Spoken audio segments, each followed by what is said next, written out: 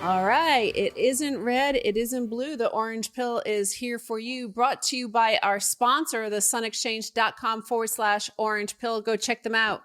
Sun Exchange is the world's first peer-to-peer solar leasing platform. Earn Bitcoin solar powering communities in Africa and be part of the new world economy. Visit thesunexchange.com/orange pill and start monetizing sunshine today. Okay, that was an ad from our sponsor, the sunexchange.com/orange pill. We are actually doing a clubhouse with them after this airs at 6 a.m. Eastern time. So we'll be doing a stream and clubhouse with Abe Cambridge of the sunexchange.com/orange pill at 12 noon Eastern time today. That's exciting. Yeah, love it. Looking forward to it. Right. So you know what? The theme today is cargo cults. That's why I wore my cargo pants, my camouflage shoes. This is also kind of camouflage. It looks like what the Air Force puts over its planes when it lands in, to cover it from enemy bombers. Well, the cargo cult, I think, could explain a lot of things, because I'm going to explain to you the history of the cargo cult, and then we're going to look at our own economies, our own societies, through the lens of a cargo cult. Okay, the most famous cargo cult was in Melanesia. A cargo cult is a millenarian belief system which adherents perform rituals which they believe will cause a more technologically advanced society to deliver goods. These cults were first described in Melanesia in the wake of contact with Allied forces during the Second World War.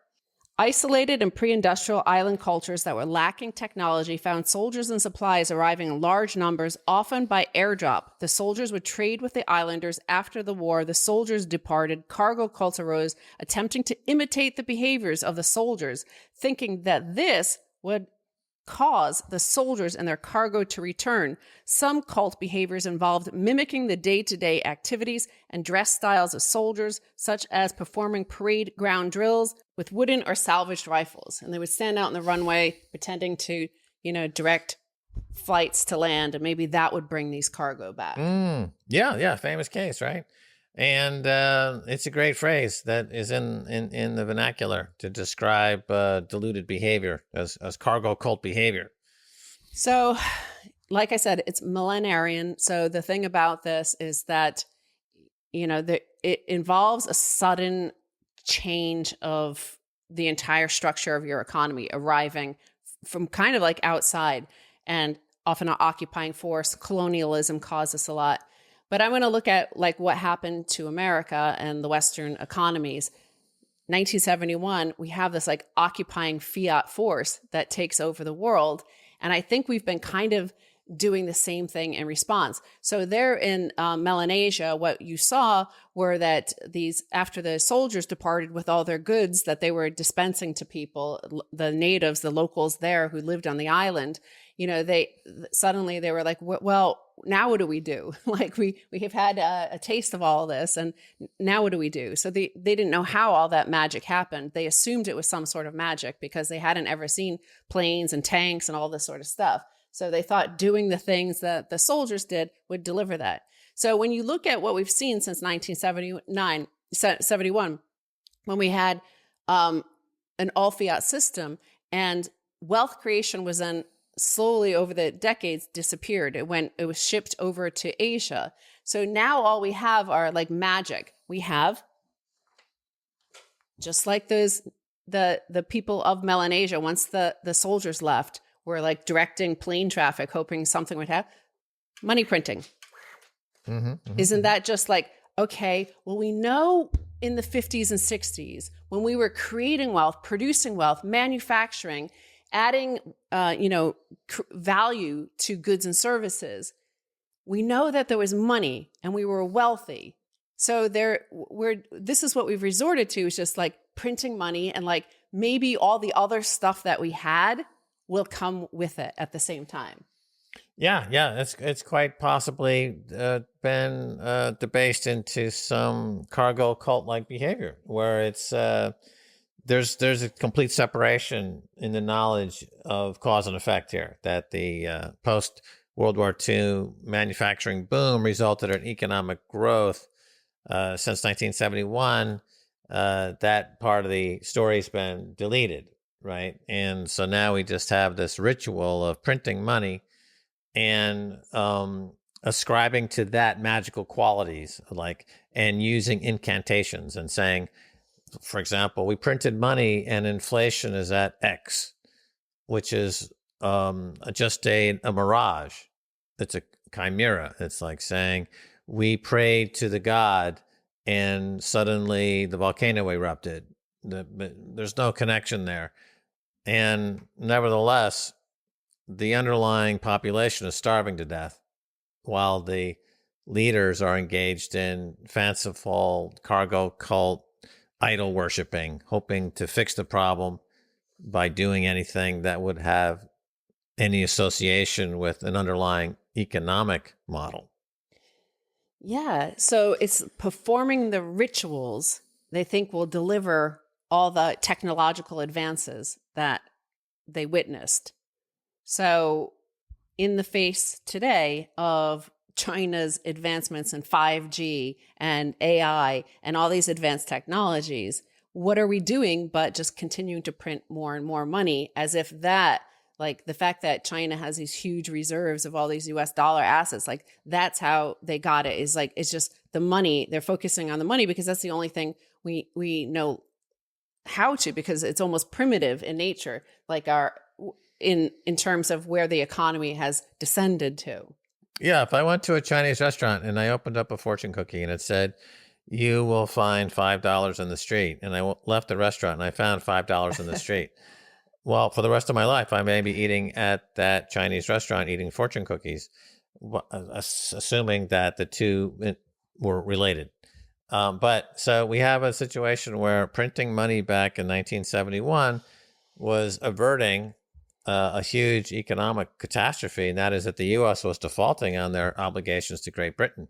They owed Great Britain a lot of gold, and the U.S. defaulted on that obligation, and instead they went to this idea of creating magical coupons and trying to flood the world with magical coupons, and then building up this whole religion that worships the magical coupons, and backed up by the American myths produced by Hollywood. Well, myths are important to this, so that it can't exist. That's one of the ingredients of this. Like, you have to have a traumatic, a life, a society breaking event like this outside force arriving with all this new technology suddenly in one day. And you need myths within your economy that actually feed into this thing. And importantly, in America, it's very similar to this, what happened in Melanesia. So listen to this and, equate this whole Horatio Alger myth, pull yourself up by your bootstraps, that anybody can make it here, right? Well, what happened when these soldiers landed and they were able to dispense all these parcels of food like that they had never seen before and in huge quantities? Cargo cults are marked by a number of common characteristics, including a myth dream. That is a synthesis of indigenous and foreign elements, the expectation of help from the ancestors, charismatic leaders, and lastly, belief in the appearance of an abundance of goods. The indigenous societies of Melanesia were typically characterized by, quote, a big man political system in which individuals gained prestige through gift exchanges. The more wealth a man could distribute, the more people who were in his debt and the greater his renown. Those who were unable to reciprocate were identified as, quote, rubbish men. Faced through colonialism with foreigners with a seemingly unending supply of goods for exchange, indigenous Melanesians experienced, quote, value dominance. That is, they were dominated by others in terms of their own, not the foreign value system. And exchange with foreigners left them feeling like rubbish men. Right. I was just reading about that in this Nick Szabo essay, The Origins of Money, talking about reciprocal altruism and talking about gifting and how gifting in primitive societies, so-called primitive societies, it was never, ever considered a gift in the sense that there was never a situation where there wasn't something expected in return.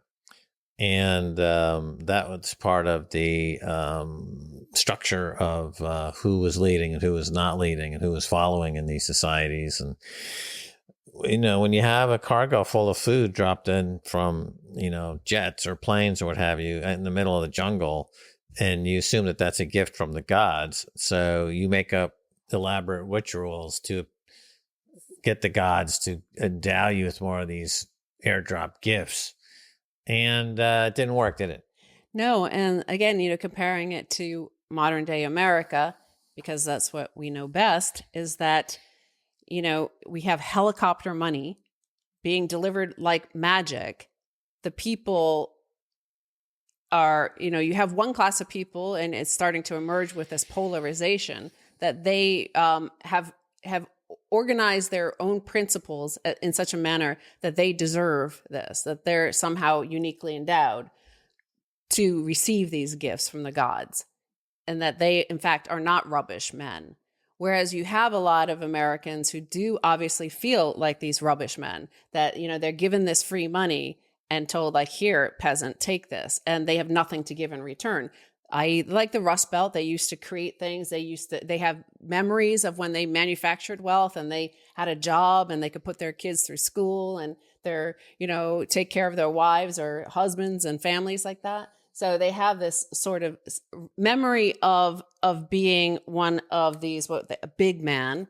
They used to be the big men. Now they are rubbish men being thrown this money, right? So I just think human society, like wherever we are throughout history or geography or cultures, like fundamentally you're still the same inside, right? We all have common things like joy, sorrow, things like that. So if these forces could be studied in this unique situation of very, very, it's like a controlled experiment, what happened in Melanesia. So to apply it to a more, complex and integrated and a more technologically advanced society, I think, it makes some sense to look at it in the cargo cult behavior of the authorities. It's always the elite. It's somebody, a charismatic leader that comes in and introduces the cargo cult, basically gains his prestige through getting everybody to do these actions, and that maybe the gods will, he's kind of spoken to the gods and the gods will deliver this prosperity or whatever it is they want. That's pretty wacky. Yeah, that's a very fascinating history of that. And it's used often in alliteration, in literature and things. So in terms of like now Bitcoin entering the space, you see the same sort of cargo cult behavior from the financial elite, from the global organizations like the IMF and the World Bank, because they're dumbfounded, right, by this technology that has just destroyed what we've known until this point. Like you can never go back to knowing, they used to live by this primitive sort of fiat money system whereby these people got free money and those people got free money and some people across the world created the wealth and value and blah, blah, blah. So here Bitcoin enters the stage whereby, it's a decentralized, permissionless, unforgeable. It can't be printed and handed out to people like magic gifts. And suddenly the watching these central banks, watching them try to deal with it. Some of them are coming to terms with it faster. Some of them aren't. Some of them are suggesting, well, let's be like Bitcoin and let's come up with a central bank digital currency. All we need to do is have a blockchain. Remember, that was really early where we're going to have blockchain, not Bitcoin, because that was the magic. If that was the guy going out on the runway, like doing the motions with the sticks, hoping the planes would land and bring their cargo. That was the blockchain. We're going to build a blockchain. That was like that was the same equivalent of like, let's just build a blockchain and see if wealth accrues, value accrues. And it didn't. Right. So Bitcoin makes everyone look dumb. Pretty much everybody looks dumb. Like all the economists, none of them have said anything intelligent about it. None of the money managers said anything intelligent about it. None of the political leaders said anything intelligent about it. And over time, eventually, you had people kind of realize that, well, there's not really anything. I don't really understand it, but I have to start accumulating it because it's pulling me in to this phenomenon. And that's kind of interesting where we're at now, because a lot of these high profile public intellectuals are trying to make comments about Bitcoin. And people can readily see that they are completely out of their depth, right? They don't really have anything to say about it that just makes any relevance to Bitcoin. Well, yeah. I mean, I guess saying primitive is a bad word these days.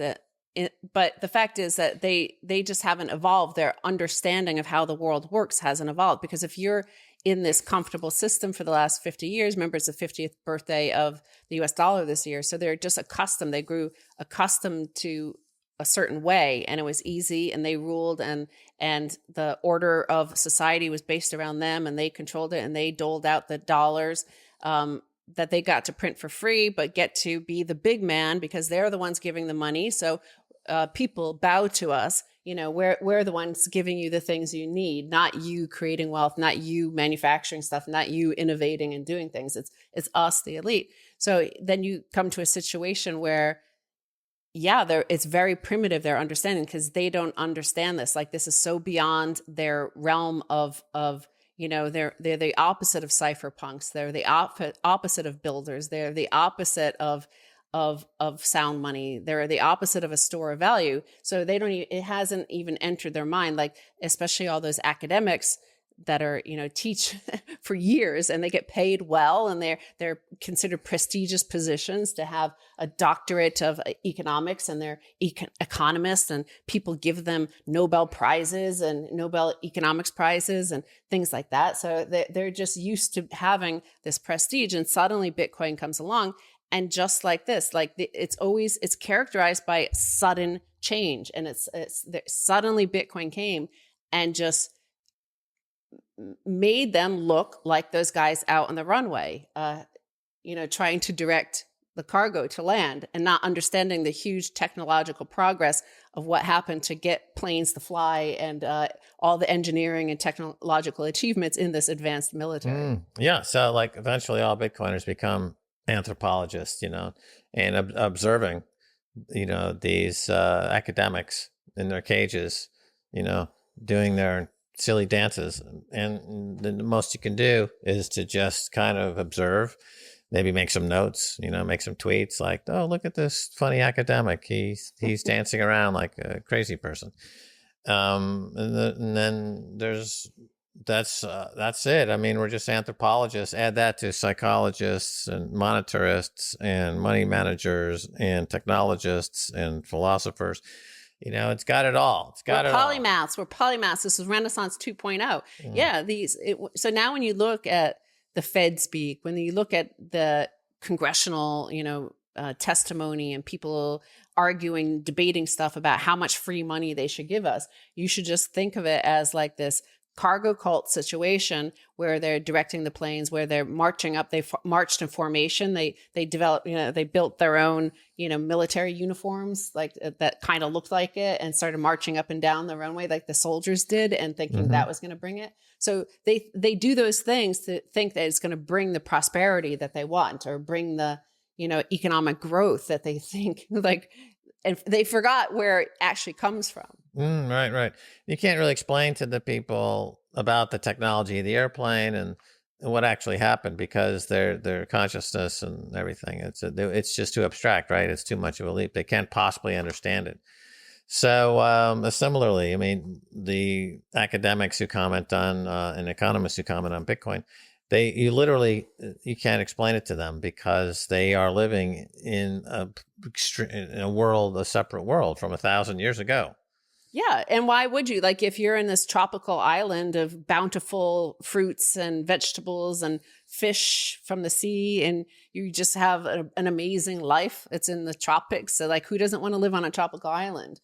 And then all your ancestors, all your stories are about, like, maybe a tsunami came, maybe a big storm. These are the things you encountered. And then suddenly you encounter something that just like, oh my God, what's out there? What's going on? So I think they just encounter Bitcoin and they don't actually know, because you remember they're reading textbooks back from hundreds of years. So all of their ancestors in economics believe this stuff. So they believe this stuff, and this is the way it is, and that's the way it will be forever until an invading army arrives. And, that's Bitcoin, and it's now occupying the consciousness of the world. And, if all value derives from human consciousness, then, and Bitcoin's occupying people's consciousness now, there's no going back. It's hard to, like, wave around, where's my money printing gun? Wave around your money printing gun and then hope that, people will say, hey, come back to us. Like, accept the dollars. Well, a lot of people say that, we have to educate people about Bitcoin for it to be adopted and for it to be taken seriously. Yep. And that's completely false. Bitcoin is on a vector, and it's up to us either to get on the Bitcoin vector or not. It doesn't need us. If we became extinct tomorrow, it would still be going. And so, and I may see comments from people saying, "Oh, don't disparage this guy who's thick and doesn't get Bitcoin because we need him if we're going to grow." And the answer is no. Bitcoin is on its own path. It's happening with or without us, and everyone can choose to be a part of it or not part of it. So I think actually that even 2 or 3 years ago, there was more of this notion that you had to somehow try to orange pill important people. Now in 2021, we realize that those people are being thrown off the ship. They're walking the plank, and you're just, like flicking your finger and saying, okay, you came out of Davos and you still think printing money is not causing deflation. Okay, off the ship you go, walk the plank. Well, it's literally like trying to spend your time once. Okay, say now how to build all these planes, and how to find all this cargo to put in those planes, and then like having to explain to these people marching up and down the side of the runway, thinking that's what brings the planes, that's what brings the goods. I just think it's just like the same magical thinking you're seeing in the the ivory towers of Washington D.C. and Manhattan, and they. The problem for them is, unlike the people of Melanesia, is they think they're uniquely endowed with like great sophistication and intellectual abilities. So they're going to be marching alongside up and down the Bitcoin blockchain, like with money printing guns, like hoping like some of the thing that the technological advancement that Bitcoin is will somehow fall upon them, that they'll magically find it for themselves. They're amusing, I mean, it's fun to watch creatures, do funny things. And when you see academics bleeding on public access airwaves about what they believe to be the situation with Bitcoin, it's like, watching, two dogs humping in the park or something. It's like, okay, whatever. Right. And then, before we go to our interview with Des Dickerson of Lightning Labs, I want to quickly wrap this up, bring it full circle to the point where, we were the most advanced technological air force and military force in history at that time in the 1940s when we landed in these South Pacific islands, tropical islands, as we waged war around the world in World War II, the biggest war ever. Now, come full circle. Here is a brilliant headline from today. Well, the Air Force is having to reverse engineer parts of its own stealth bomber. So apparently the Air Force does not know how, they don't have the plans. They don't know how their B-2 bomber works. So they've put out an ad looking for somebody to take apart one of these planes, reverse engineer it, and build the specs for them and tell them how, especially the heating technology, there's some sort of heating technology within the bomb thing. Raise your hand if you remember when reverse engineering was how the Chinese stole US technology. Looks like the US now has to do it on its own on a $2.4 billion bomber. Maybe we didn't get the blueprints from Northrop. So it seems cargo cult like, right? Yeah. It's also Idiocracy. Remember that Mike Judge film where people forgot how to water their lawns, and they're doing it with Gatorade and things, right? So it's, and of course, this will require a bailout because they'll figure out that they don't have the parts, they don't know how to fix it. So scrap it. It costs $500 billion, but just scrap it and print another $2 trillion, and we'll just start from scratch. Just print more money. So printing money just papers over every mistake. And in the military, the mistakes are huge in terms of cost. And that's how most empires go down, because they just can't keep servicing the military to keep the borders secure. So that's where we're at. And that plane was older. This is back in the day. It was built closer to 1971 when we still had understanding. Remember, you have to have understanding of the process of actually how something came into being, which is what the people of Melanesia did not have. They didn't understand what these planes were and how you got cargo on it like that and the amount of goods that were available. That wasn't in their mindset.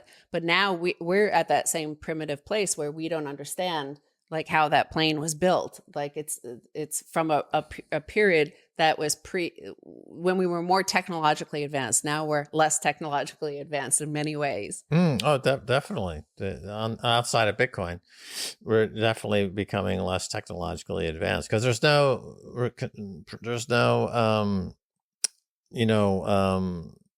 brain trust. I guess what we used to use this word brain trust before the search engine was invented. There's no collective wisdom. There's no actual knowledge. It's just you go on a search engine and you kind of piece it together. And then, the search engine's guided by algorithms that could or could not be actually being controlled domestically, could come from some other country, right? And so why would that other country allow you to search for the parts section on how to fix your fighter jets, right? They're like, well, I tell you what, we'll just make it so algorithmically the Americans, every time they look for how to fix their fighter jets, it goes over to a Rick Astley video and they're going to Rickroll them. It's like America's getting Rickrolled.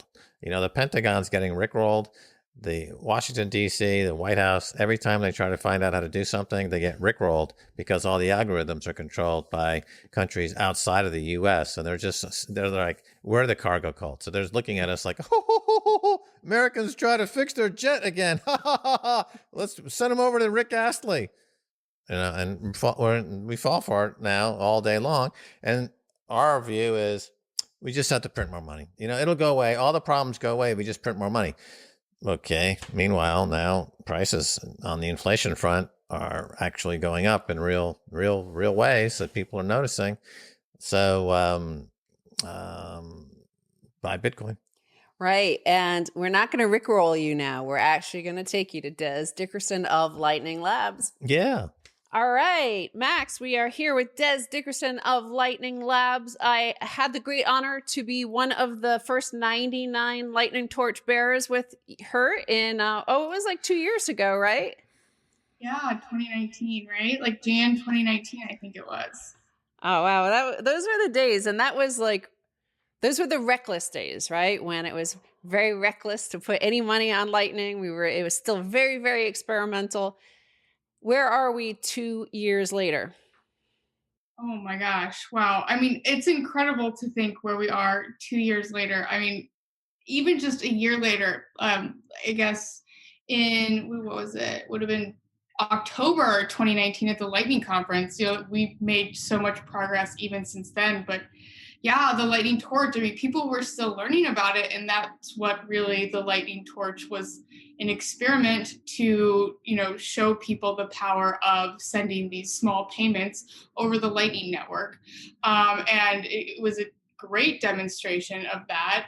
But, again, yes, it was very reckless. People didn't know what they were doing in terms of like managing their channels and being able to like forward and send payments.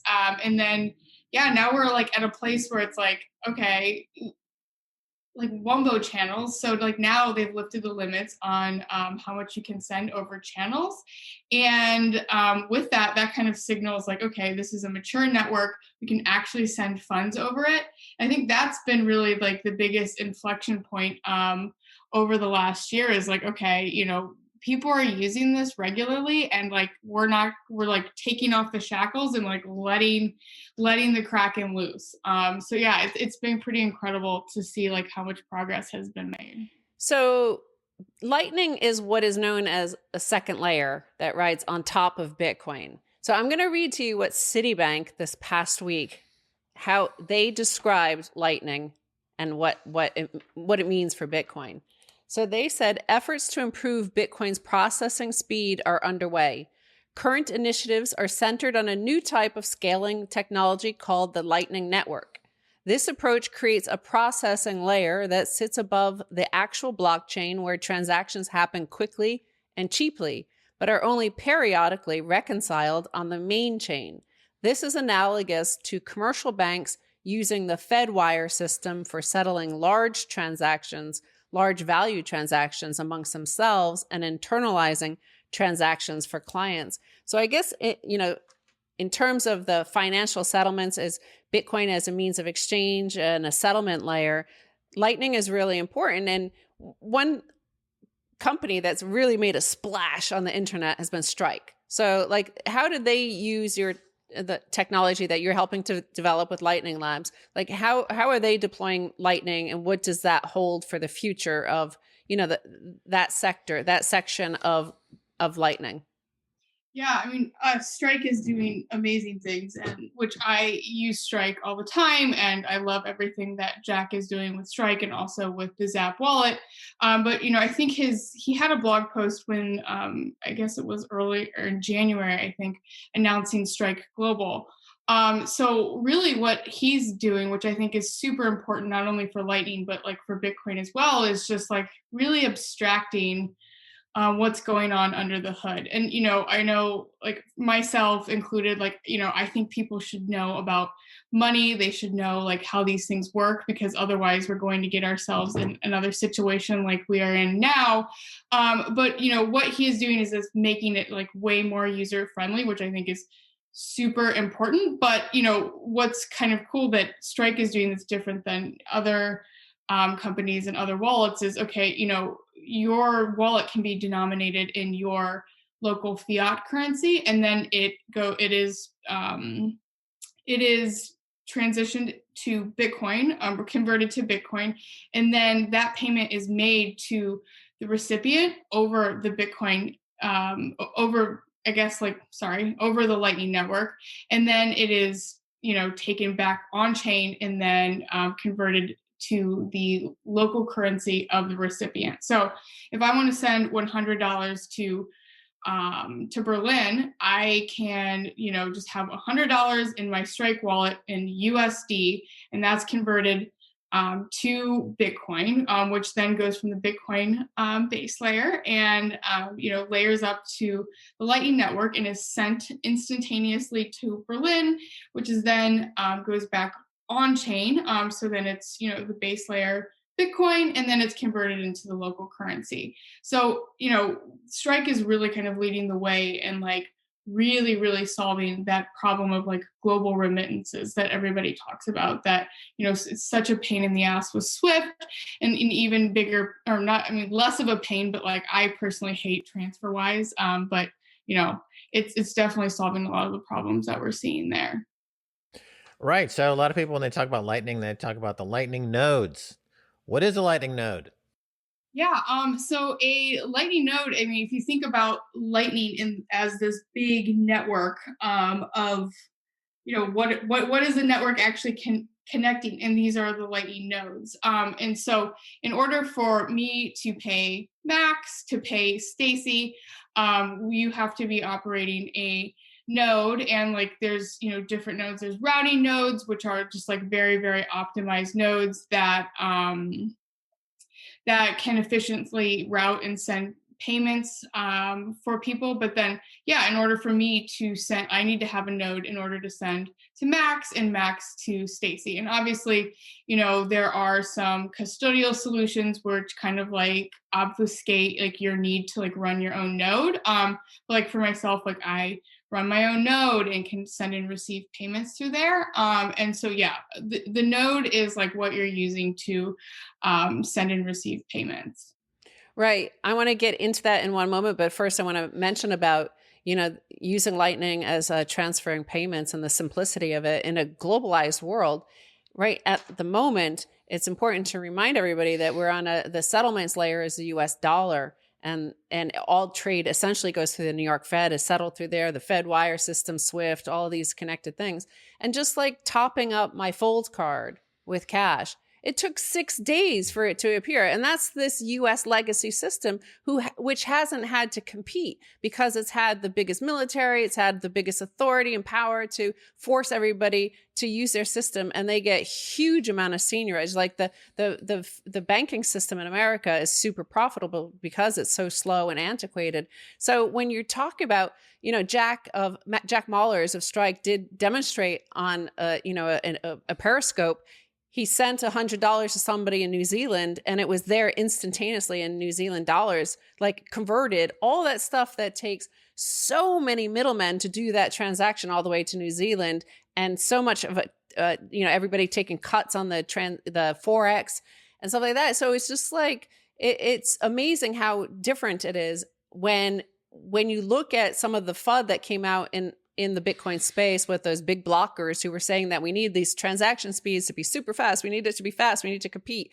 Well, we're like way out competing the legacy system right now. It's insane. But, has Lightning, is it at that stage that you think like it's obviously put to rest this notion of needing big blocks and faster transactions in that specific way? Yeah, I just think it's,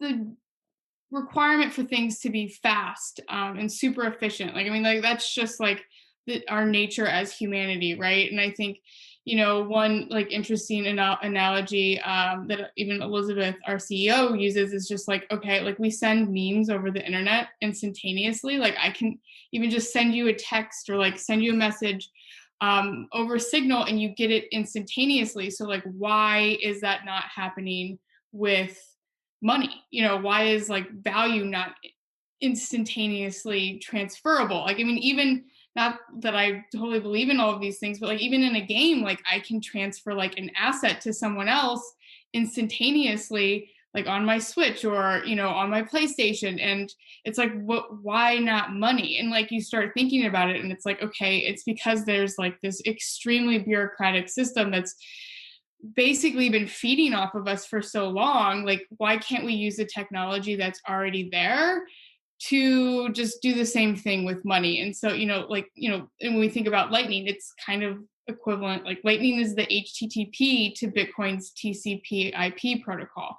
I think that analogy resonates a lot with the tech community, whereas, the quote that you spoke of earlier, resonates a lot with the financial communities. But yeah, I think it's just there. And, I think that the argument, obviously the whole big block debate, however many years ago that was now, I was obviously, on the side of like keeping things as is, like no 2x, but like, I think that like the need for like wanting things to go fast and be cheap, like that's just of human nature. So like, I don't think like we can discredit that want, but like now we've actually like met that need in a way that's like technically and like fundamentally sound. And I think like Lightning is really delivering on some of the promises of Bitcoin that, we don't see like happening on, the base layer of the Bitcoin blockchain. So like, the slow transaction times, the like ever increasing fees. And so I think, I don't really view Lightning as like something separate to Bitcoin. I mean, I really just view it as like the UX for Bitcoin. I mean, it is Bitcoin at the end of the day. So it's just like a little, lipstick on the pig, so to speak. It's just like a nice little improvement. Right. So in the case of, let's say, foreign exchange, and somebody's sending their currency to somebody else, and it arrives in the currency of that location, they never actually see the Bitcoin, right? So Bitcoin is underneath doing its magic, but so people may be sending money all around and not be even aware that they're using Bitcoin. Yeah, no, I mean, I think that could be the future. And that's something like I have actually asked a question in our clubhouse yesterday was, should people know that they're sending Bitcoin? Should they know what's under the hood? I mean, in terms of like how my car works or how my cell phone works. I mean, I personally have no idea how any of like that technology works. And, I can argue that I don't really need to. And, I'm not sure how I feel about this. And that's why I've been asking people so much is like, Bitcoin's so important because once you actually understand how money works, how fiat money works today, you're like, holy shit, we are fucked.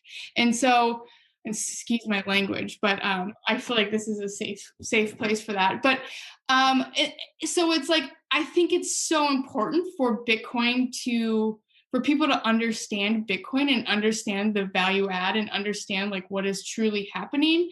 But at the end of the day, it's just not feasible. People who's like a working mom who's working 3 jobs with 2 kids, like does she have time to like sit down and read the white paper and like read a book about debt and like how we've gotten to where we are? I mean, it's not feasible. I would love people to get there. So I think like abstracting what's going on and putting it underneath the hood in the beginning is super important. And then you can kind of close slowly like feed people like the rest of the drug and get them addicted and get them learning more and like understanding what's like fundamentally happening. But I think like abstracting it away is important in the beginning. I mean, that's my current take. I'm more than happy to be proven wrong. Right. So in this quote from Citibank, it talks about the transactions happen quickly, cheaply, but are only periodically reconciled. So that would infer that there are moments on the network when you don't have reconciliation. You don't really have an accounting for whatever moment that is. And is that true? Is that a counterparty risk? Is there any counterparty risk in this network? No, so I mean, I think that's like I 100% see what they're saying. I don't think that they're like accurately describing what's going on. There's something that's called a hash time lock contract, and it can get incredibly technical. But yes, those funds are like currently kind of being held in like a 2 of 2 kind of payment channel, and it is not being broadcast onto the base layer consistently. But I think that just like opens up like a really interesting opportunity for things like Lightning Pool. So that liquidity that's held up in those channels is like a huge asset. That's like it's actually a very scarce asset in the network, in the sense that like a lot of businesses will need that inbound liquidity in order to kind of just operate their companies and do transactions with their customers. So, it does, yes. I mean, that is an accurate description, although I think it like is, kind of has a twinge of like making you think that like you're not in custody of your funds or like they could be lost. But that's definitely not the case. But I do think the cool thing about that is that it brings about things like Lightning Pool, one of our products, which is a peer-to-peer marketplace for buying and selling this liquidity in those channels to other peers on the network and actually earning a yield on your Bitcoin. So there are some like very cool use cases for like the nature of like those funds held up in those channels, if that makes sense. Oh, right. So you've got actually a new product there, Lightning Pool. So it addresses this scaling, I guess you could call it. It's helping to scale the product by ensuring there's liquidity. So how do you tell us more about it? Yeah, and I'm pool is one thing that I'm still like slowly getting through Lalu's paper on pool, his technical paper, which is on our blog, and just wrapping my mind around it. But it really kind of branched out of this need for the scarce asset, which is liquidity, and so there's tons of businesses who are constantly they have one purpose where it's like, hey, I'm selling gift cards, or hey, I'm selling t-shirts, and I'm constantly receiving payments, but I'm not sending as many payments out as I'm receiving in. So there needs to be a way that you can balance your channels so you can like still like efficiently operate within the network. So we created something called Lightning Pool, and that's like really like where it popped out of. There's all these Telegram groups and Discord groups where people are like, hey, will you open a channel to me? And we actually saw this with the Lightning Torch in the beginning. Stacy, if you remember, people were, like asking for payments, but they weren't, there was no way for them to manage their liquidity. Yeah. So It happened to me. It happened to me. I was crying in the middle of the night looking for some liquidity. yeah, and so like that was super early on, and like that's where people are like, wow, like this is kind of a scarce asset in this network.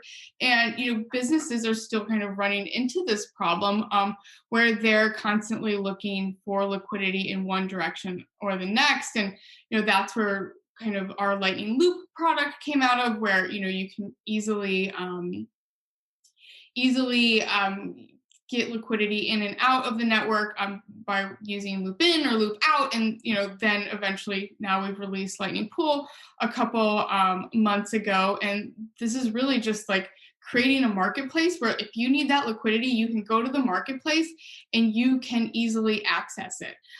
So again, like you're matched with another peer. If you haven't asked for liquidity, we don't match. It's all non-custodial, but you'll be matched with a peer who is like wants to lease out their liquidity on the network. So it's not all, and like that was really cool to begin with, to just bring a marketplace to market like that, but also then thinking through, okay, well, if I'm going to lease my liquidity to you, then you should earn a yield for, leasing out your Bitcoin for X amount of time. And so really then it just kind of opened the door for this like totally new, and, I kind of hate the term, but like LiFi, because it's like, okay, it's better than DeFi, but it's Lightning Finance. So it's really kind of, creating these new financial tools on top of Bitcoin. So Lightning Pool is still really early. I think it was 2 or 3 weeks ago, we actually released a UI for pools, so you can actually go in and see this whole marketplace and place your asks. You can place your orders, and that's all done through our Lightning terminal. So yeah, I mean it's getting there. I mean it's still very early, but there's been a ton of interest, and hopefully we're seeing like some of like these DeFi degenerates like slowly transition to something like a little bit more sound. So fingers crossed that they come over.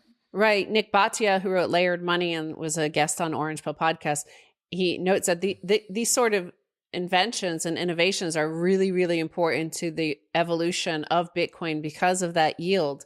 So do you have any idea what the yield currently is, like what you're able to yield lending out your Bitcoin for liquidity? That's a really good question, and I don't know at the moment. There's a bot on Twitter. It's called Lightning. I think it's Lightning Pool bot or just Lightning Pool, that kind of like spits out that information. I embarrassingly so do not know what the current rate is right now. But yeah, I mean, I think it's still very early on, so we'll see it like kind of.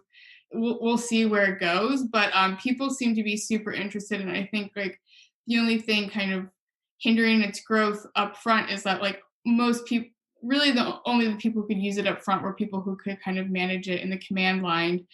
So the UI has been very important. So Umbral, if you're familiar, just recently put Pool in their like very nice app store, so you can kind of get that, like be already running your node and start using Pool. So we're seeing it like slowly get in the hands of like people who are just like normal users and not like, roast beef or, Alex Bosworth on our team. So yeah, we'll see. I'm very excited about it. Well, for roast beef, I was looking for the Lightning Pool bot while you were talking, but I couldn't find it. But I did find this quote from roast beef from just in November. He said, Lightning Pool is a non-custodial sealed bid periodic batch auction that uses a uniform clearing price market clearing rule. Max, as a former market maker sort of technologist, will understand that. Pool leverages a new application overlay framework for Bitcoin that we call Shadow Chain that scales via an interactive block through protocol. You work with this guy. Yeah, I mean, to be honest, that most of that is over my head. I'm still like learning about shadow chains. That's actually something Ryan Gentry is like kind of working on, like crafting the narrative around that and how do we share that with folks. But yeah, I mean, Lalo is just like a whole nother level of mind. So yeah, that most of that I'm just like, okay, but like, how can people use it? So, we're eventually at the end of the day, like able to like figure something out. But yeah, he's on a whole nother level. Wow, cool. So, another kind of application, I guess you could call it. We've got a tribe over at Sphinx.chat where this podcast receives a stream of sats by the minute. How does Lightning help alter the entire revenue model of online content creation? So, since the beginning of content creation and since the beginning of social media, people have said, why am I giving everything away to Facebook and these other social media outlets? How come I don't get anything back? Well, with micropayments, Bitcoin, and Lightning, now finally streaming sats or Satoshis are here. And do you agree that this will change the business model of online content creation? And maybe if you know about Sphinx.chat, tell us a little bit about it. Yeah, I love Sphinx.chat. I absolutely adore Paul Itoy over at Sphinx. I think, that is just like an incredible app. But Sphinx is a way where, it's really interesting because you can chat with someone, but you can set a fee in Satoshis in order to send a message. So, like I could send you one sat and you could with a message, and then you could send me a message back, and that could, that's a one sat message as well, and it goes back and forth. And what I loved about it early on was like, I hate people who text me like 12 times to say one thing, and it's like, oh my god, just put it in one message. So like, I love that part about it, that it kind of disincentivizes like spam messages. But I mean, the podcasting thing is like a whole nother level, even outside of what they're just doing with general chat. And I think that's like a much greater topic in terms of like content creation. Something I was talking to folks in the Clubhouse room yesterday about was, I was reading this article that the whole pandemic and quarantine has forced a lot of these like Gen Zers to like just always be online, and they're not able to like go out and get jobs at like, as a barista or, whatever is their side hustle in college, because they're stuck inside. And so now they're transitioning to like becoming these content creators online, and whether that's pushing out like Instagram posts or tweets or Twitch videos or Twitch streams or TikTok videos, and like there's not really a way for them to monetize that other than through like selling their souls to like sponsorships or like sponsors. So I mean, I know that like that gap hasn't been bridged yet, but it's really interesting that these two things are happening in parallel. There's this huge need for like, how do we monetize what these like micro content creators are producing in a world where like there's no way to pay them? And then on this other side, we have like the Lightning Network and streaming payments and the ability to like send micro payments. I mean, I was Twitch streaming the other day, something totally ridiculous, and someone sent me 3 sats tip. I mean, like that says a lot about the quality of my stream, but like also just like the fact that someone sent me 3 sats, like I don't even know what amount of a penny that is, you know? It's just like, it's just really opening up these really interesting doors. And so I don't know, we'll definitely see. I think there's obviously like the OnlyFans whole moment is happening. I know there's like other apps like that Glow, and you know those folks on those apps are like traditionally like totally screwed over in terms of like the percentage of revenue they get for, you know, putting out that very personal content. So I think, you know, there will be a very, very happy marriage between like micro payments and streaming payments and this new generation of content creators. So yeah, I'm super pumped for it. I think I saw a couple Sphinx tribes, which are just like, you know, a group you can pay like 10,000 Satoshis to join and be a part of the chat. And I have seen like a couple like very thirst trappy kind of Sphinx tribes, which I think like maybe that there's like a little OnlyFans moment going to happen on Sphinx chat. So I'm excited to see what. Max, I did Oh, not boy. know this was in your future. Like, It's exciting. Finally, I can monetize my pole dancing. I'm very excited. I think there's a big future for you, Max. I'm looking forward to that. and you know, so when I set up our tribe, I have to say I needed a lot of help from Adam Curry. He helped me set up the whole, you know, my Lightning node and sort that all out. But I do see stream, you know, the sats come streaming in. And also it seems such a like, obviously Bitcoin is the native currency for the internet, right? And it just makes so much sense that we have this internet that is globalized, connects everybody around the world instantly to the same information.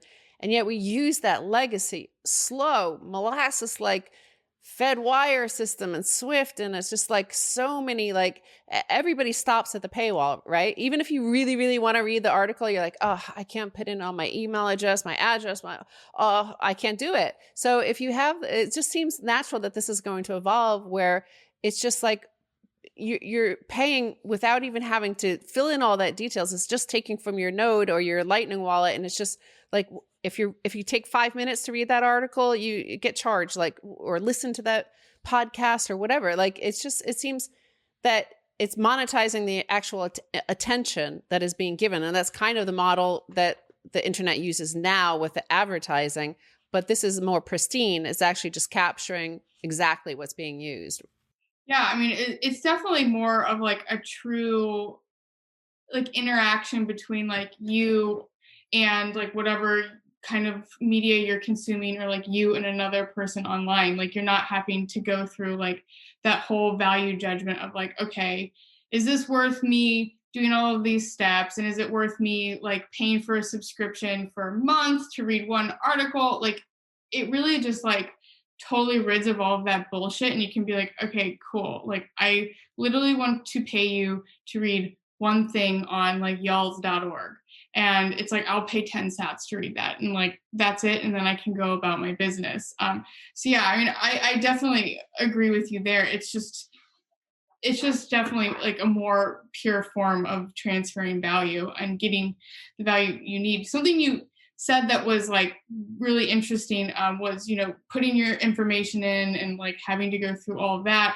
Something that we experimented with almost a year ago, Yost Yager, who's now at Bottle Pay, and Ollie Gugar, who's on our team, we created something called TLV Shop, which was something like this marketplace where you could buy stickers. That's all we were selling because it was just an experiment. But you could basically use TLVs, which I don't remember what that stands for. I haven't even thought about it in a while.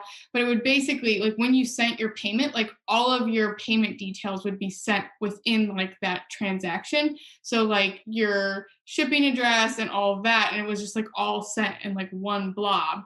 And you didn't have to do any of that. So that was like using like TLVs on Lightning. And it was like, okay, cool. Like even if we do need to like share more information, there's like new ways we can do that on Bitcoin and Lightning. So yeah, I mean, we shut it down because, you know, we have real jobs. And, you know, I feel like that would be like a great way to like make like a new like dark web marketplace, but I mean, I'm just putting that idea out there. Like, Jeez, the things are taking a dark turn. You know, Desiree, you know, you had this thing up there with the Lightning Network where you could feed the chickens, and like you feed the chicken a little chicken feed, and the chickens are jumping around, they're eating the chicken feed. And I started bonding with these chickens. You know, I started to, you know, think of them as my friends. Then, like a week later, you're tweeting out a picture of you eating some fried chicken. So, my question is this what happened to Joey? What happened to Joey, that chicken I was feeding over the polo feed? Yeah, I didn't think that through. That was like very bad. Like, yeah, like I was in shock. me. I was in shock, and I had to Stacy had to get me through it. But no, of course I'm joking around. But you are involved in some other interesting projects, gaming projects, I guess you could call them. So Mintgox, tell us about Mintgox. Yeah, I mean, so it kind of just started out as like a one-off fun thing, hence the name Mintgox, which is supposed to be just like making fun of the whole Mount Gox thing a little bit, and then, you know, Magic Internet Gathering. So I think it was at Magical Crypto Conference that eventually got canceled. We were planning on trying to do like this whole like Lightning gaming component, because I'm just obsessed with like the Lightning use case. I think it's just a no-brainer for like onboarding this next generation of people onto the Lightning Network by, you know, I don't know, you're playing a game for 10 hours, like why aren't you actually winning money doing that, or like being compensated for spending time in the game? But we, you know, we're going to do like an in-person event and do like a lot of talks around it. And then when all of that got canceled, the guys at Zebedee and also Jack at Thunder Games, we kind of were like really sad. So we're like, hey, like, is there a way we can like play around with this virtually? I mean, it's all video games that are online. So we created Mintgox almost a year ago now, and it's just a monthly esports tournament that features all the games that folks are building on Lightning. And there's some really cool Lightning native games where, you know, just the fact that you're sending like micropayments in these games is like why the game operates. And then now we have kind of like AAA type infused games like Counter-Strike Global Offensive. Zebedee has infused Bitcoin into that game. So, you know, instead of getting totally useless points, you know, when you're shooting people, you get actual money. You know, they have like different ways of playing where like you have to put up some skin in the game, you know, like put up 1,000 sats, but if you win, you know, you might come out with, you know, 10,000 sats or whatever. So they're experimenting with some cool stuff with that. But yeah, Mintgox has been really incredible. You know, there's a huge South American community who's been playing these games and, you know, really earning like a decent amount of sats in it. And also the Japanese communities who is super passionate about Poyo feed and feeding the chickens. Like anytime we do like a Japanese focused event, it's like, you know, we'll have like thousands of transactions for the chicken alone. So it's very popular. So yeah, we'll see where it kind of takes off. It's like very much growing. We're planning, you know, to be released soon, doing like a very semi-big in-person event here soon, and like going the whole esports route. But yeah, I mean, adding value, like real value back into gaming is like a literal game changer, because like that's where gaming originally started, is gambling, you know, like betting. I mean, I shouldn't get too far into the betting thing because that gets me into trouble. But yeah, I mean, adding real value, it's just so simple. Like you don't have to have all these like NFTs for in-game assets. It's like, that's just like too much too fast and not worked out. So like, why don't we just start at like stopping with like the useless like gold and in-game points that like one centralized company owns, and like putting back real value into the game and like really empowering players to kind of live in these new environments. So yeah, it should be interesting. So you got us into pole dancing, porn channel, the dark web, and gambling. That's a interesting interview. Man, you got the trifecta of vice. Boy, that's I got fantastic. myself into a lot of trouble and like killing chickens as well. So. Oh yeah, murdering chickens. Killing Joey the chicken. Yeah, yeah. Boy. Wow. You know, Plucky is our resident economics expert. He's a desiccated chicken, essentially. He's our rubber chicken. He's our advisor on economic policy and central bank policy. But speaking of fantasy land, of course, you live in DC. Were you prepared for a possible shaman and Q-led coup happening there? And would you just continue playing your games or and feeding the chickens if they had taken over? Oh, I don't know. I was hiding in the basement when the first and hopefully last insurrection happened. Who knows what's going to happen today? Yeah, maybe like purchasing this home was like a bad idea, but it is it is wild place right now. So I don't recommend it.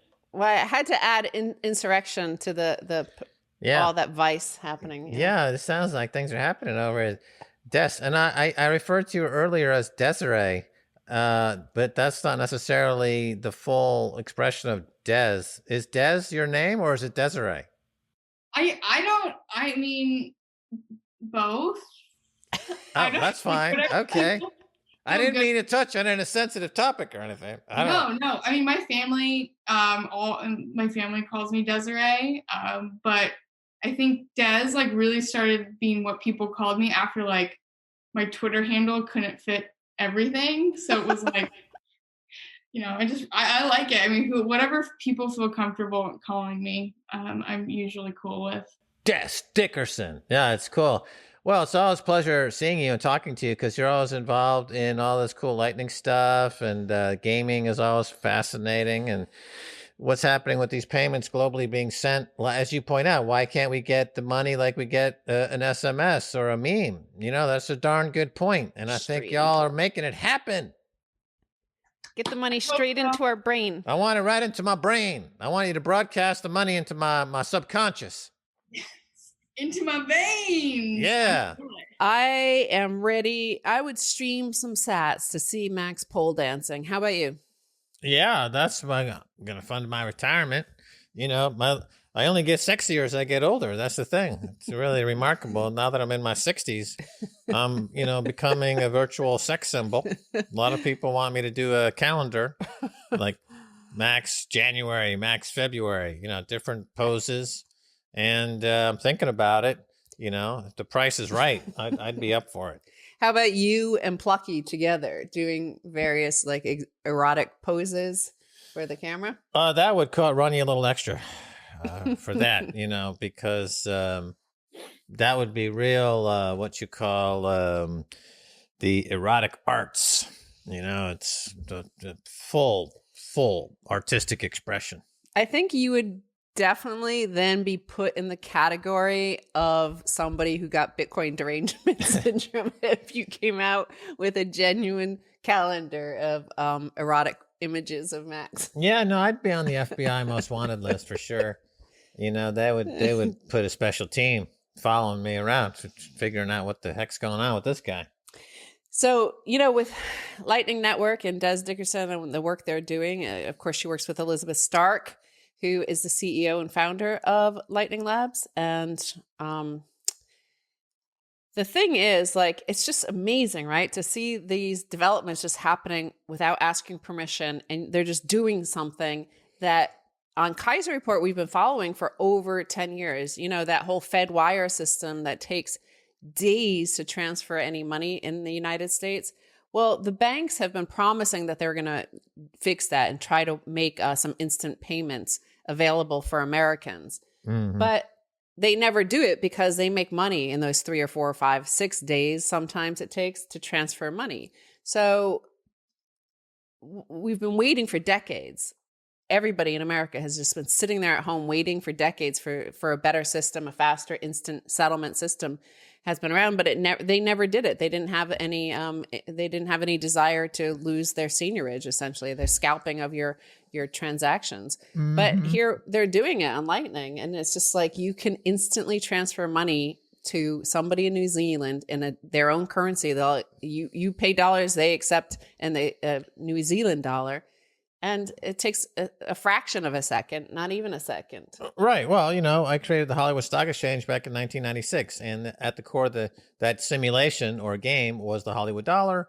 And people love the idea of being able to spend and transact their Hollywood dollars and in this environment where everything's instantaneous and they're outside of the kind of the traditional system, and it's a lot of fun.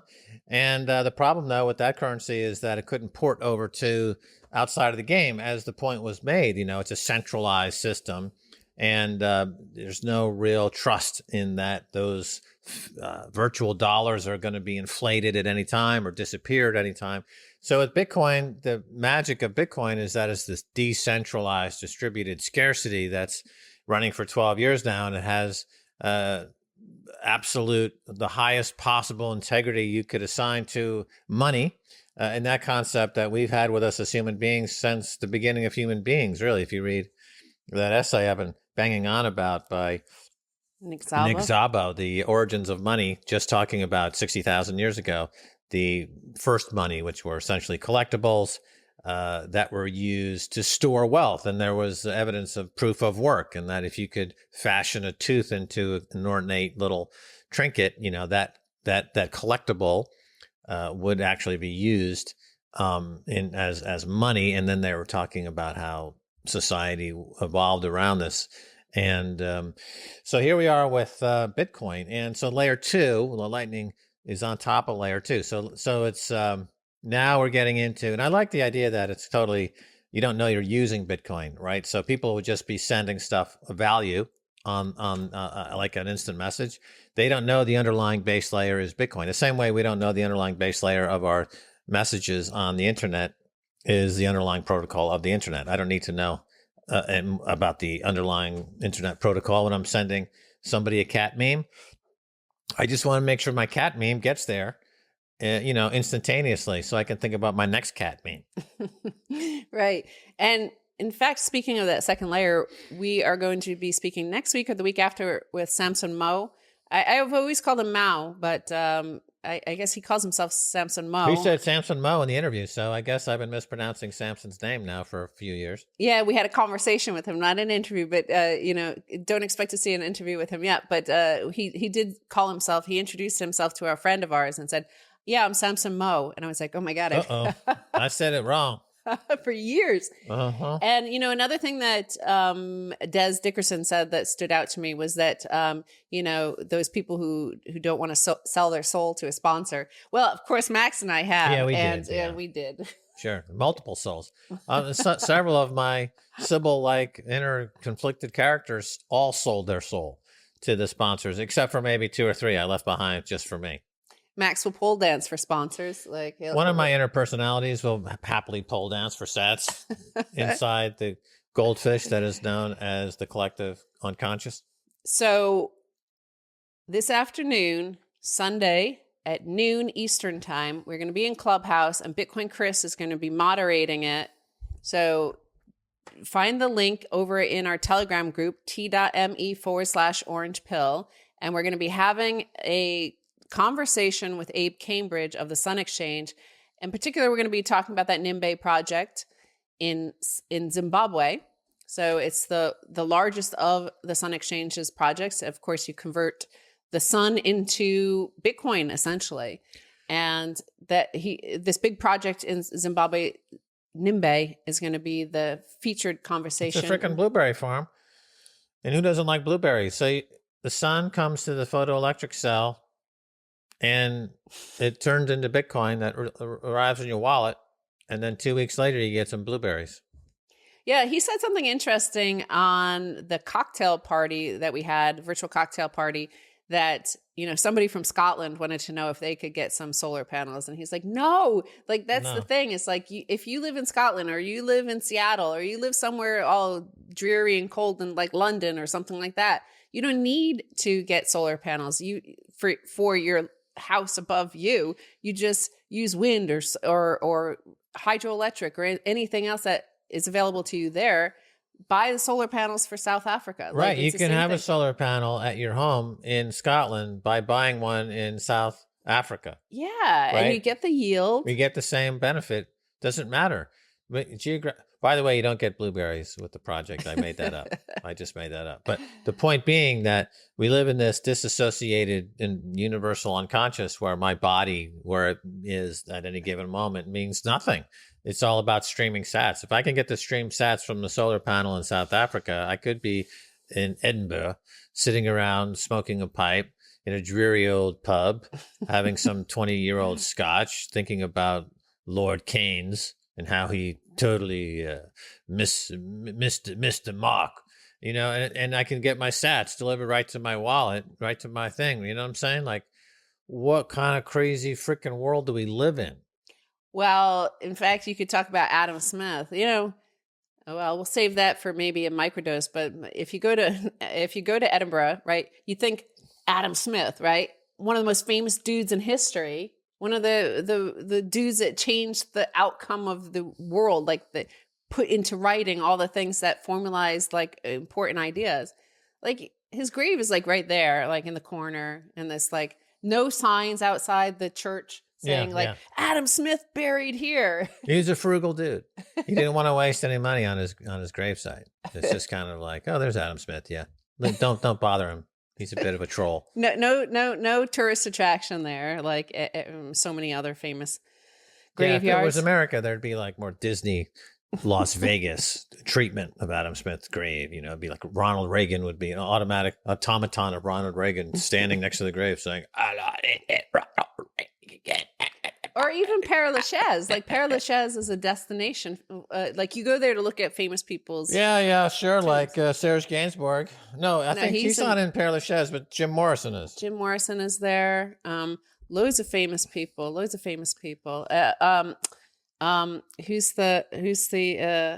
oh my God, I'm gonna forget. But anyway, we have to wrap it up. And I do want to say as well, of course, we're sponsored by swanbitcoin.com/orange pill. Swan. And make sure to go smash buy there. Of course, we do all the live smash buying on the microdose on Wednesday. Take that, Swan. Yeah, so Swan Bitcoin is available to Americans only. You have to be resident in America. So just so you know that. Nassim Taleb. What about Nassim Taleb? I'm going to tell you next time. I'm going to talk about Nassim Taleb. Why is the swan talking in Plucky's voice? Plucky is the swan. They were two sides of the same fowl. Right. We're both fowls. Right. So yeah, swanbitcoin.com/orange pill. And we're going to smash buy together on Wednesday. One of these days, we're going to levitate the Fed. I tell you, it's going to turn orange. It's going to vibrate and we're going to start a hash war. I need a new voice for Plucky. I am Plucky. No, for the swan, you mean? Yeah, I need a new voice for the swan. First of all, he needs a better name than Swanee.